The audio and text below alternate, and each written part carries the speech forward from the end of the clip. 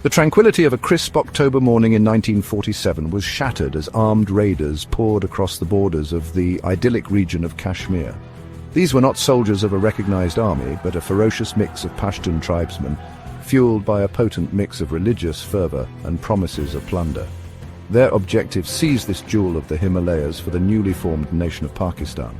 The serenity of the Kashmir Valley, nestled amidst towering peaks and shimmering lakes, was about to be sacrificed on the altar of a conflict that would shape the destiny of millions for generations to come. This was the tumultuous dawn of Kashmir's first war. The invading force, armed with rifles, mortars, and a burning zeal, stormed into the peaceful villages and towns, leaving a trail of destruction in their wake. The Maharaja of Kashmir, Hari Singh, caught completely off guard, scrambled to protect his realm from this unexpected onslaught. Fear gripped the hearts of Kashmir's inhabitants as the raiders, driven by a volatile mix of religious motivation and opportunism, advanced deeper into the state, their actions sowing the seeds of chaos and displacement that would plague the region for decades to come. This was not just a battle for territory, it was a clash of ideologies, a fight for the soul of Kashmir, and its reverberations would be felt far beyond the snow-capped peaks of the Himalayas. The seeds of this conflict were sown months earlier in the heart of a dying empire. British India, after centuries of colonial rule, was being torn asunder, partitioned into two new nations, India and Pakistan. This monumental event, while marking the end of empire, unleashed a torrent of violence and displacement that would forever scar the subcontinent. Amidst this chaos, the fate of over 500 princely states, remnants of a bygone era, hung precariously in the balance. These princely states, ruled by Maharajas and Nawabs, were given a momentous choice to join either India or Pakistan, or to remain independent. For Maharaja Hari Singh, ruler of the predominantly Muslim but strategically vital Kashmir, the decision was agonizingly complex. An independent Kashmir, nestled between two nascent rivals, seemed an impossible dream.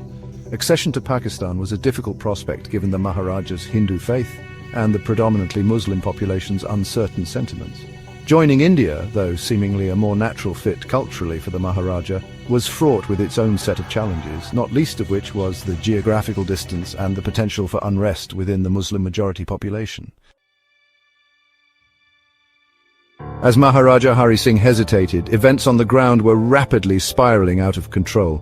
Pakistan, eager to claim Kashmir, saw an opportunity in the Maharaja's indecision. They unleashed a torrent of tribal militias, battle-hardened warriors from the northwest frontier province, upon the unsuspecting state.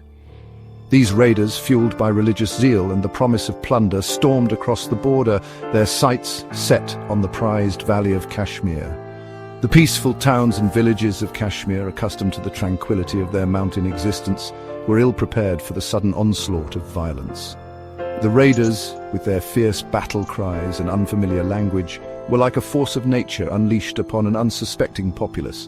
Stories of their brutality spread like wildfire, instilling terror in the hearts of Kashmir's inhabitants. The beauty of the valley, its serene lakes and majestic peaks, was marred by the horrors of war, as the invaders, unchecked and ruthless, imposed their will upon the land.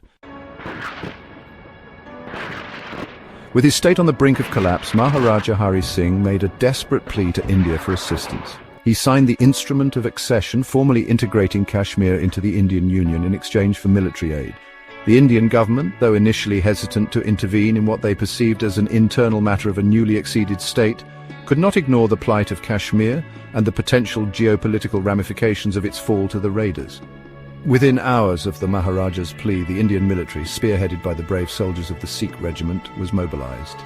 Transported by a fleet of Dakota aircraft, they landed at Srinagar airport, a lifeline amidst the chaos, their arrival marking a crucial turning point in the conflict.